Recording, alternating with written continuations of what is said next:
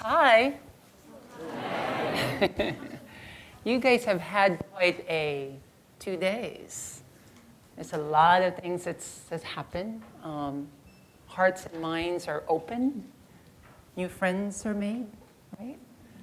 But first, I would like to thank the Planning Committee, INTERSECT, 2014 INTERSECT Planning Committee for having me here. I think, if only I'm the same age as yours having this experience, it's a life-changing moment. I think, some of you all will be leaving here and looking back in this moment. I think this is the 4th year that they've done it, and I think there's a lot more participants, a lot more diversity. And it's only fitting to call it INTERSECT because I think intersectionality for me is my way to affirm myself, the way I identify as a transgender woman of color, as an immigrant, as a child that was raised where my mom was the breadwinner. So all those intersections of my identity, it's allowing me to really connect in the deeper sense what made me who I am. I think another person that I would like to specifically highlight and point out is Matthew Antonio. I just want to say thank you for what you've done here in the university. Matthew started the LGBTQIA Center, and for a year, it's been a lot of progress, and there's only positive things that I've been hearing from everyone. I also just heard that a trans attendee already mentioned that this is the most trans-inclusive conference that they've been into. So how amazing is that? In 2014, that's happening. I think we only want more, right? Another thing that I really feel like I've been hanging out with everybody for like the last 3 days. I only got here last night. I think it's been a lot of quality interactions with everyone. I also enjoyed hearing about the international programs that Elon University have. I think I'm a person that an advocate for traveling and immersing yourself in different culture. I think there's really no price in immersing yourself in a culture that's completely different from where you come from and the lens through which you see the world. And I myself have gone through quite a journey in my life. So I was born and raised in the Philippines. In the Philippines, we have this culture of fiesta celebration. In 1521, Spaniards came to the Philippines, and for the next 400 years, we were a Spanish colony. So we inherited this thing called the fiesta celebration, where throughout the whole year, we celebrate a birthday of a saint. And during this celebration, and these fiesta celebrations happens in big city centers, it happens in mountain province and villages, in little communities all over the Philippines. And during these fiesta celebrations, there would be singing contests, dance contests, and transgender woman beauty pageants. So I remember when I was 8 years old, I was with my friends, and we were about to watch one of these fiesta celebrations in a plaza. And for us, as young kids who came from humble beginnings, and to see like a big celebration, it's like a big rock and roll concert for us. So I remember I was with my friends, and we were rushing towards this transgender beauty pageant that's about to start in our plaza. And we were in front of this stage, and so excited. And I remember the pageant started, right? And candidates, transgender women would come out of the stage one by one in their national costume, in their casual wear costume. And during the swimsuit competition, I remember this one particular woman who came out. I just felt this sense of, I saw her, and I remember exactly what she was wearing. She was wearing this one-piece high-cut and who wears high-cut one-piece these days. It tells you a little bit about my age.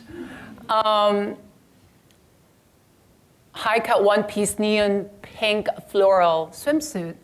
And I just felt connected to her. In a way, at that moment, I was 8 years old, I saw this image of this woman that created this sense of recognition. All of a sudden, I felt, that is the kind of woman that I would like to be. That sense of image allowed me to envision that there is possibility in this question that I've always been having since I was a young girl. And the pageant continued. You know, they had the question and answer portion, and the girl that I was looking at, her name is Leia. She ended up winning the pageant. So, you know, they were giving her her sash, her trophy, and her crown, and her runner-ups were next to her. And while they were celebrating, we were watching, next thing we knew, bottles were being thrown on the stage. Chairs were flying from backstage. The trophies were flying backstage, and everybody just started screaming and disappeared. I had to run with my friends to go back home. Something happened. And we later found out that the candidates backstage protested, saying that Leia always wins the beauty pageant. The results were rigged. That's why the violence started happening. All those bottles, it was a scary moment. But little did I know, that moment was like a perfect metaphor to how I would envision my life as I went through this journey of my identities, that every time I've expressed myself, my true self, I felt that the world would constantly protest, saying that who I am is wrong. At such a young age, I've always expressed my femininity, and the world would tell me that I'm a boy. This is how I saw the beginning of my life, these constant barriers of people telling me that I'm not the person that I am. I was born and raised in this little alley in Manila, Philippines, where our houses are literally next to each other. Like, I could hear if someone is arguing, plywood walls. It's a very tight-knit community, both literally and figuratively. Everybody knows each other. I remember, you know, our houses are next to each other, so I would easily walk into a neighbor's house, and, you know, every time I would smell that they're cooking something, I would walk into their house, and there was no question. You would just walk into someone's house and share a simple meal of chicken adobo with rice. And by the way, if you've had chicken adobo with rice and you've met a Filipino, you tell them you've had this food, you're going to be welcome in their house. Little suggestion there. When you meet a Filipino, you tell them that. So at a young age, I loved playing with Barbie dolls. I would play with my sister's Barbie doll.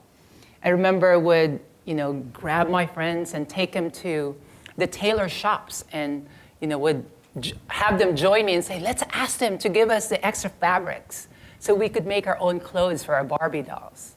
I think now I look back, I think it's probably the beginning of how I love fashion, you know. Started like stitching things for our Barbie dolls. And this is my way to express myself. Another way that I've expressed myself at such a young age, I would wear a t-shirt in my head. I would play around with it and feel like it's my hair. And if I wanted the longer hair, I would put blanket and like sort of like twist it around and feel it like sashaying on my back. And I remember a very particular moment when I was 5 years old, because I would do this all day. This is my way to connect. My mom finally asked me, my mom said, how come you always wear that t-shirt in your head? I told my mom, Mom, I'm a girl.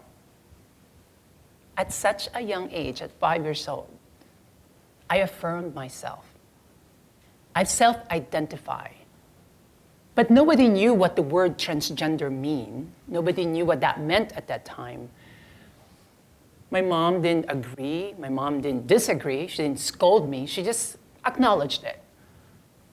In the Philippines, nobody knew or understood the word transgender. The word, within the spectrum of human expression and diversity, the word that we would use in the Philippines is this Tagalog word called bakla. And in Tagalog, the language of the Philippines, it means gay. So it's all lumped into this one word. So you could understand the sense of confusion. So that word bakla, little did I know, will also be the biggest source of my fear and anxiety. I remember when I was in elementary school, every time I would walk home from school, in the Philippines, we had these tricycle drivers, like pedicab drivers. I would walk home from school, and the guys that are driving these tricycles would scream at me, "Bakla!" And when you scream it in that way, it's the equivalent of F word. At such a young age, you've internalized this fear. I remember feeling so afraid. I remember worrying, what if I'm walking and I'll be with my mom, with my sister, with my family? What if this happens? And it happened many times. In a way, if you've experienced at such a young age, there's trauma that happens in you. Being constantly reminded about you are not the person that you express that you are. And I think as I went through my life, this word bakla is something I would have to get used to. I remember in 2010 when I first brought my boyfriend to the Philippines. You know, he's never been to the Philippines. So proud of my country. I will take you to the Philippines. I was so excited. I remember we were staying at this beautiful hotel and we were exploring the neighborhood where we were staying. We were exploring the neighborhood, and I was wearing this beautiful pink dress, feeling so loved, holding hands, feeling like the woman that I am. Next thing I know, tricycle driver drove past us, like literally next to me, screamed almost so close to me saying, "Bakla," that word again. With my boyfriend, I was feeling the smallest person in the world at that particular moment. My boyfriend asked me, "So what was that?" I was so embarrassed that I denied it. I lied to him. I told him he was talking to his friend across the street. I was in the Philippines this past May when I launched Gender Proud in the Philippines, and I was doing this, what I consider an iconic interview. I was doing this interview with this woman named Maria Ressa, which is, if you were into journalism and news in the Philippines, she's an iconic woman. She's an Asian woman who first led the CNN Investigative Bureau. So there was a big dream to be interviewed by her. She's like the equivalent of, I don't know, Barbara Walters or, Katie Kirk, like big. I was doing the interview. I did the TED Talk. I felt so good after that interview, and I, left the interview. I was outside the building, and my friends were picking up the car. Next thing I know, tricycle driver again screamed that word again to me. What is going on? I'm at this high in my moment, and I'm reminded again. At some point, you've internalized all this fear. What do you do? Sometimes I would almost think like I want to chase him and show them, look, my ID is female. I'm female. Why are you doing that to me? But I could just have a sense of compassion for the people that are ignorant, for the people who couldn't see other realities besides themselves. I love going back to the Philippines. It is where I spent the first half of my life. I like to reminisce my journey, where I came from. The big moment when I was 15 years old, that literally, if I could just determine the big moment that has changed my point of view about where I'm going and the closest to my truth. I was 15 years old, and again, in a beauty pageant, I was watching this beauty pageant for a transgender woman, and I was watching, and this woman came up to me and said, "How come you're not joining the beauty pageant?" She's a transgender woman, a beauty pageant manager, and as a 15-year-old trans girl, it's your dream, you know? You want to be just like those women, but you have no idea. Are you really going to do that? So she saw something in me. I didn't know what that was, but she came up to me and she basically dared me, and she said, "Why don't you join the beauty pageant? I will pay for the registration fee, the garments, and I want you to join." You say yes. A 15-year-old trans girl, you say yes. I joined the beauty pageant, and I ended up winning. I won second runner-up, best in swimsuit, and best in long gown.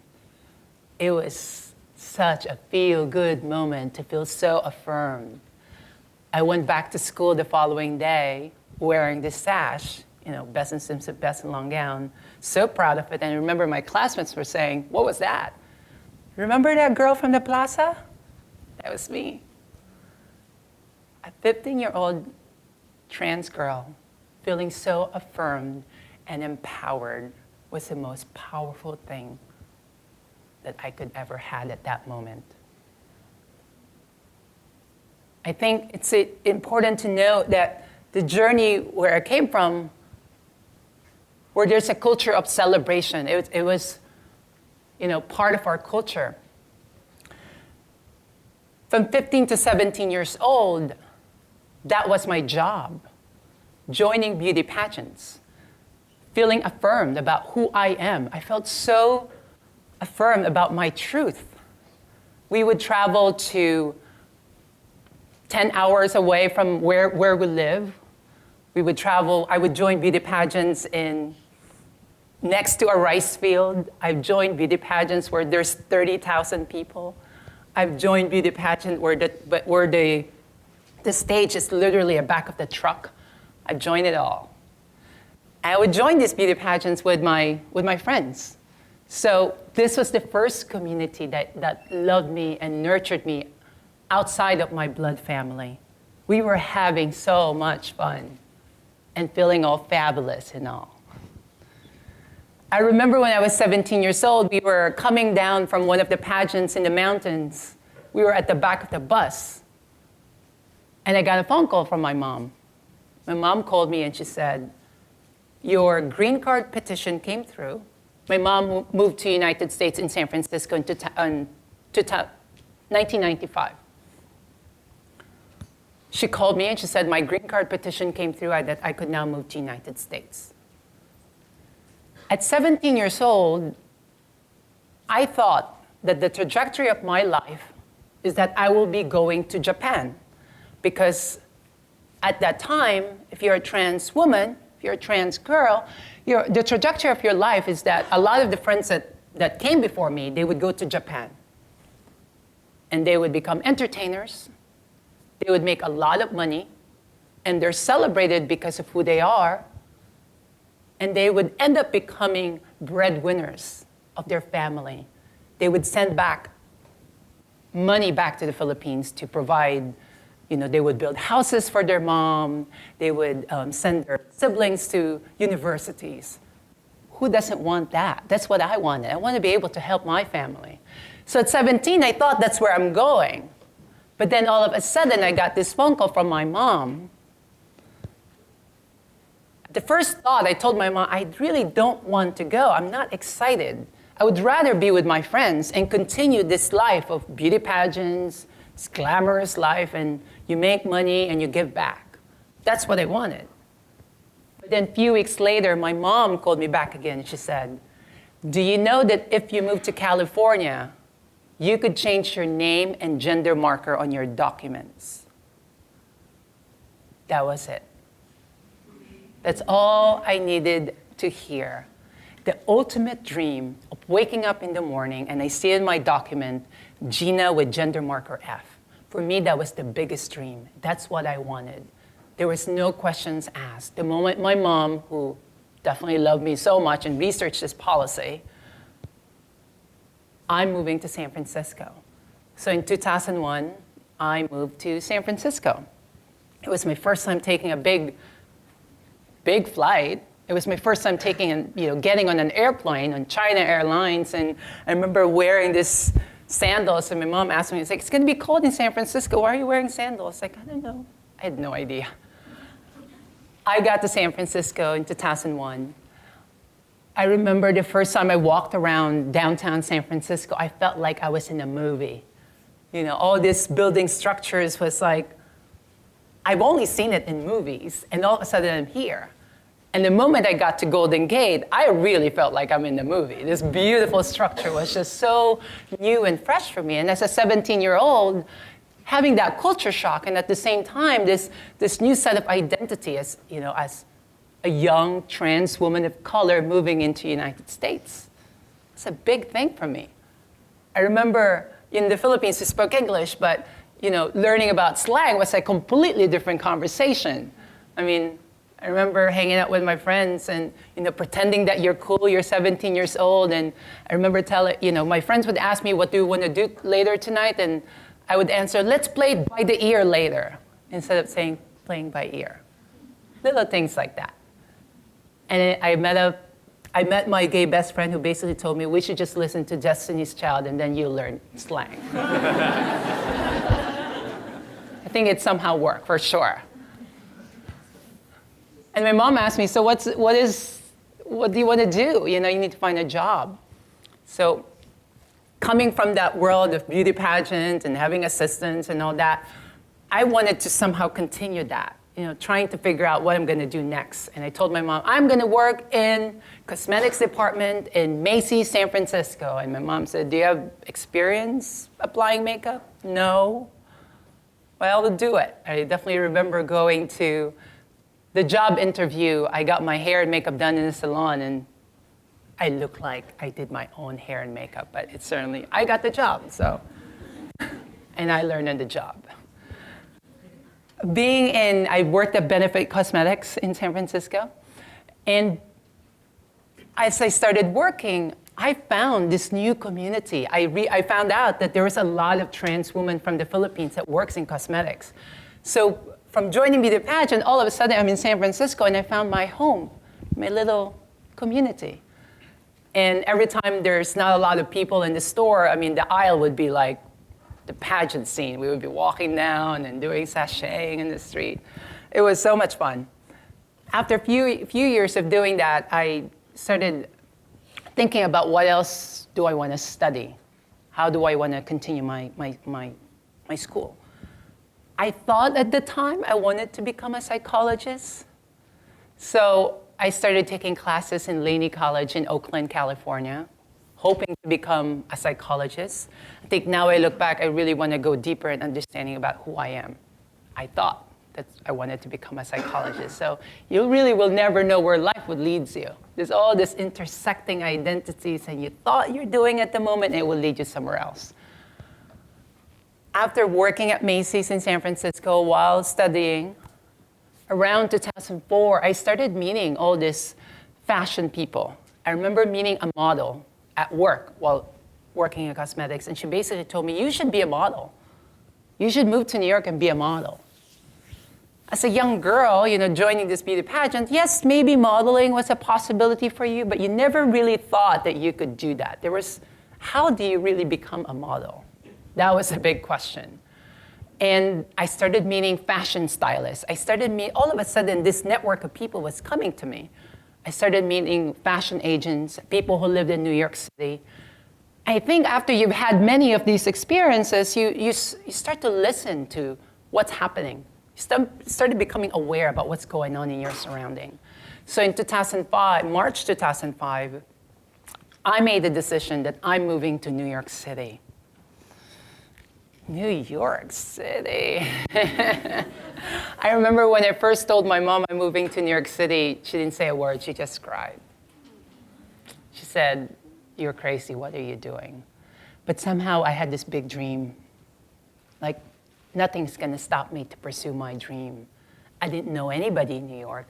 I started asking friends of friends of friends of friends if they know. I met people who said they're gonna let me into their house, but ended up not. So all this people that are coming to me that lived in New York, has a connection in New York. So I ended up, you know what, I'm just gonna stay at someone's couch. So I bought that one-way ticket. I landed in JFK with my big old luggage, and it was blizzard. I was like, what were you thinking? And that was my first time seeing snow as well. What a way to be welcome.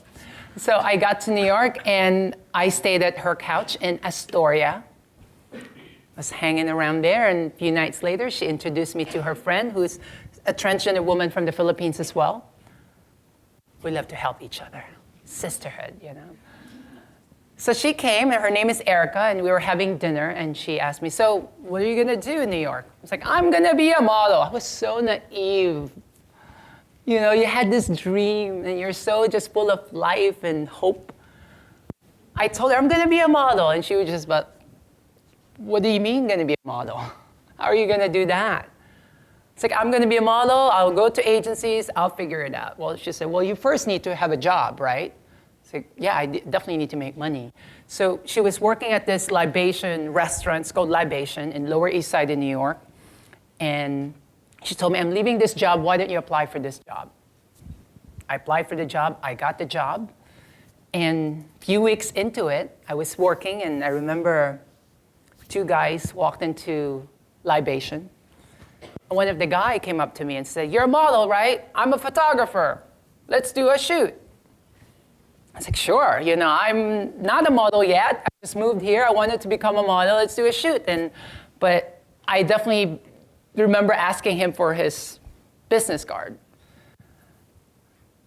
Because weeks into it, I definitely remember walking around New York City, and guys would come up to me and say, here's my card. Let's do a photo shoot. And I would go home and check their website and be like, not that kind of modeling. No. So I checked his website. His name is Barnaby Draper, and legit worked with celebrities, does beautiful portraits. So I called him the next day. I said, Barnaby, let's do a photo shoot. So he told me, why don't you show up to my studio, which is around the corner from Libation. Let's show up an hour before your work. So we'll do a photo shoot. I remember going to his studio with my curlers, with all this different outfit that I brought with me. And he basically said, no. I'm only going to take a portrait of you. What do you mean? This outfit, let's do a photo shoot. And apparently, modeling agency wants to see bare face.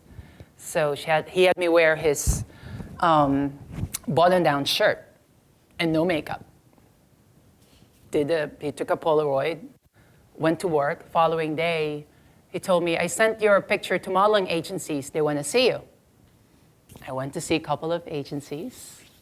Major Model Management was one of the agency that I saw, and I went to see them. I started working. They said, let's start sending you to auditions and castings. And I started working. I started working in catalogs, in lookbooks. All of a sudden, I'm a model in New York City. You know, I'm living it. You know, it was such a big moment for me. But another critical point that I want to say here is that I also made a conscious decision to not share my journey, that I didn't tell my agent that I'm a transgender woman. So I remember going into a lot of auditions, always being so afraid. I was so aware of this paranoia. What if I get found out? What's going to happen? There is this model in the 80s called Tula, and if you guys are familiar with her story. So she was a famous model in London in the 80s. She appeared in a James Bond film, but when she got found out, tabloid exposure. For me, that was my lens, fear, that internalized fear, that that's what's going to happen to me. I remember getting an email from one of my agents and saying, you know, you are an option in this big cosmetic campaign, big money job. And when it says on a call sheet that you're an option, it means it's either between you and another model. So I remember thinking, crap, what if I get this job? I'm going to get found out. Am I ready for it? I look back, certainly there was a lot of shame that was happening about my identity. I wasn't comfortable. I wasn't ready to share my journey. So as much as I was going through my dream and pursuing to becoming a model, there's that constant fear. I felt like I was living this parallel, this double life, you know? I'm pursuing my dream, but I was afraid. I was pursuing my dream, I was afraid. It's a lot of stress. But I definitely knew nobody's gonna stop me. This is my dream, I'm going to do it. Critical moment happened in 2009. I got invited to attend a lunch with some friends. A friend that I knew said, come join me, there's this group of guys that are starting this new organization, you need to meet them. I joined them in this lunch, and I found out and I really suggest you guys check out this website called the Summit Series, summitseries.com. So I met these guys who basically shared with me their vision, that they're starting this conference where it's a conference for young people that are doing something that's different and challenging the status quo. These are young people that are innovators, that have started tech companies, people that started Tom Shoes, people that are artists, innovators. So they do a conference every year where they combine people from different backgrounds and they network. I started going to their conference, and these people became my friends. These people became my network.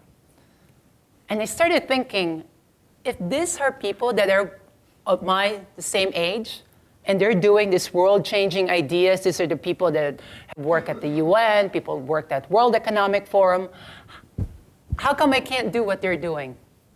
I want to do exactly what they're doing. And I started looking back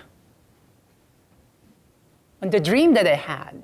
I was so aware of the journey that I've gone through as a transgender woman. I've always told myself that one day I will give back to the transgender community, but I don't know what, I don't know how, I don't know when. So because I've been immersed in this community of innovators and loving people that are just helping each other, that are young, that are challenging the status quo, that are creating their own companies, creating their own nonprofit, I know they're gonna help me. All of a sudden, I'm in this network. So last year, on my 30th birthday, when I decided that I'm finally ready to share my story, I went back on my personal story. A little context here, I became a US citizen in 2006. So in 2005, I was traveling from New York to Tokyo. My California driver's license had female name and female gender marker, and my passport had male name and male gender marker. I was traveling from New York to Tokyo, going to the immigration. Next thing I know, immigration officers took me in. They started questioning about my identity. How come my documents doesn't match? I kept on explaining to them, I'm a transgender woman. There's no law in the Philippines that would allow me to do this. They've asked me the most embarrassing questions about surgeries. Does your parents agree to this? All these things. All I wanted to do is just travel. As much as it was also the most embarrassing, dehumanizing moment in my life, I got out of that situation, thank God, knowing and started becoming politically aware, asking questions about what can I do to change this? Why is this happening? So last year on my 30th birthday, I was in Tulum, Mexico with my boyfriend, dancing in the beach, having good drinking and dancing. He asked me, so G, what does turning 30 years old means to you? I think a culmination of this political awareness and getting ready for my coming out. After he asked that question, it was a knee-jerk reaction that I just told him, I don't give a damn anymore. I am ready to share my story. This is who I am. There was a sense of freedom that I felt at that moment. And literally the next day, it's this new sense of identity. I freed myself. Literally the next day, I started emailing friends, close and basically told them, I am now ready to share my story. I want to do it in a big way. I want to help change the policy that would allow trans people to change name and gender marker because it's my personal experience, and I don't want people to go through that same experience. And it's still happening, unfortunately. I remember sending an email to one of my friends. His name is Cameron Sinclair. He was a former TED Prize winner, a former TED speaker as well. And I sent an email to him with a blurb. You know, when you're sending an email with a blurb, it's almost like a wish. So I sent a blurb to him. Cameron, I'm ready to share my story. I want to help change the policy. I've researched this. I want to do it. Probably he was thinking, what are you talking about? But at the bottom of the email, it said, and by the way, my goals in early 2014, I want to speak at TED conference. I want to speak at the State Department. I want to be able to have a conversation with the UN High Commissioner for Human Rights. And all of those things happen. Be careful what you wish for. Be careful what you wish for.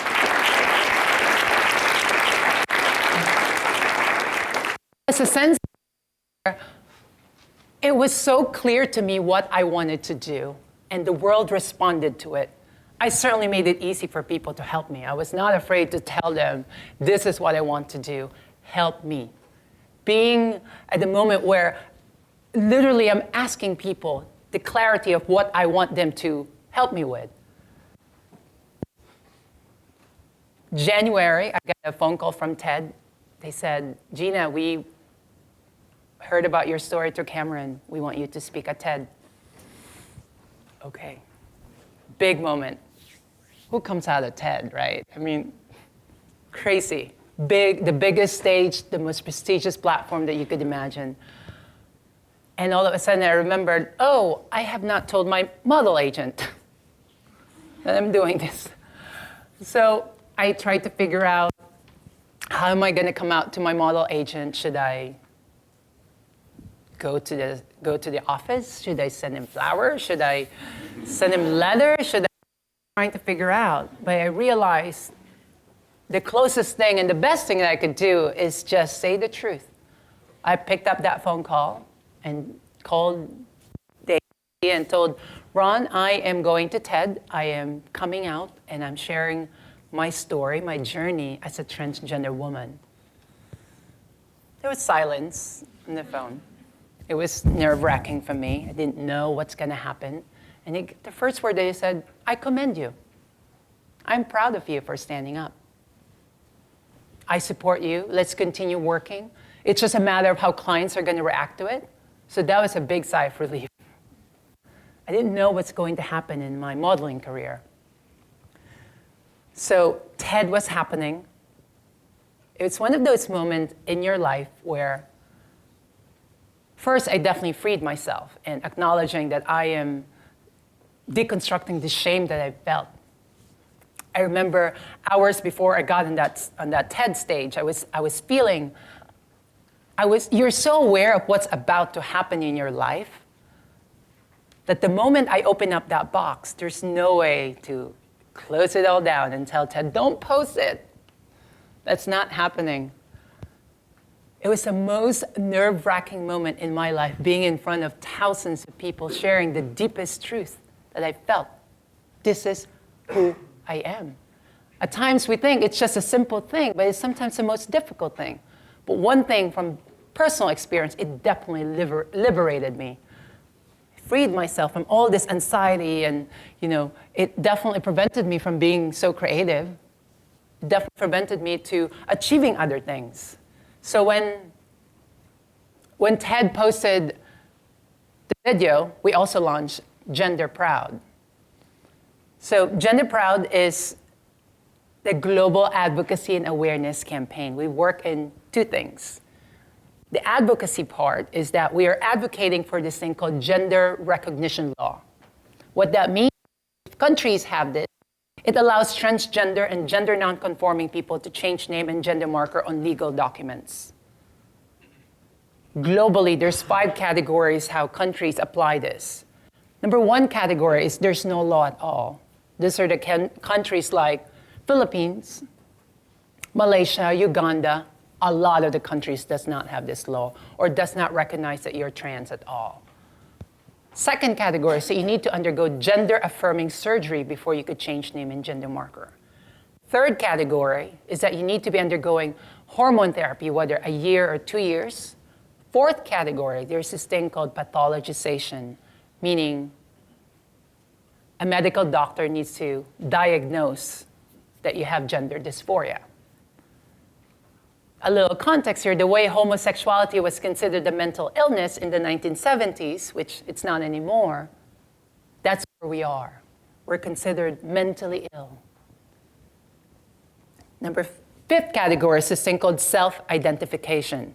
These are the countries like Argentina have it, Denmark have it, Nepal, India have it, about 9 other countries have it, meaning I am trans, I go to DMV, they will change my name and gender marker. No questions asked. You don't need a letter from your doctor, you affirm yourself. That's what we're advocating for. In the United States right now, on your passport, you need a letter from your doctor to change your social security and your passport. Internationally, we focus on 3 countries, Brazil, Hong Kong, and Philippines. In Brazil, there's a legislation that was introduced this year that if that gets passed, it would be the exact same law in Argentina. So we will be supporting that with, working with local activists and what they're doing and amplifying the voice and the message about what's happening there. In Hong Kong, there's a case that's being presented where a trans man is challenging the law that I don't need to have a top surgery before I could change my name and gender marker. In the Philippines, there's no gender recognition law, at least not yet, but there's a national anti-discrimination bill that's now in the House of Congress, and we're supporting that. And then hopefully we'll introduce gender recognition law after working with local activists. So that's our work in the policy level, but we also work in this thing called awareness building, meaning we tell stories about what it means to be trans. We use art to tell stories. The power of art and communicating the lived experience, positive, empowering lived experience about what it means to be trans and gender nonconforming. I think the bigger context here is to understand that gender fluidity has always been part of civilizations for thousands of years. I came from that part of the world where there's a cultural celebration of it. In the Philippines, transgender people and gender nonconforming people are called babaylan. They're priests. Before Spaniards came in the Philippines, they're revered. In India, the hijras have a religious position. I remember having a conversation with Alicia Menendez. Do you guys know Alicia Menendez from Fusion? She was interviewing me and she asked me, so Geena, why do you think it's not as culturally celebrated in the United States? I told Alicia, United States that we know is only 200-something years old. Native Americans have this thing called two-spirit. It is because of colonization that forced people to conform, to check a box, you're just either male or female. As I've traveled around the world, for me, this is my sense of comfort to understand and to go back into these cultures that have celebrated this and what has happened. And I think as you guys have spent the last couple of days here, intersecting with so many different students from different schools, different identities, you guys are so lucky to be here, to interact with people your age, your peers, to know about a different story, to get to know a person coming from a different background and to understand privilege, life experiences, this thing called conditioning. And I think we live in this world where we think it's just male or female. I think it's such a disservice for our human species to think that our full expression with our gender identity, sexual orientation, and gender expression is just being rigid male or female. And when you go back home to your own communities, think about the person that you met. your new friend, the person that you'll be clicking, add friend on Facebook. And remember a story that that person have shared with you. And I really felt like I've been spending the last 3 days with you all, and thank you so much for having me here.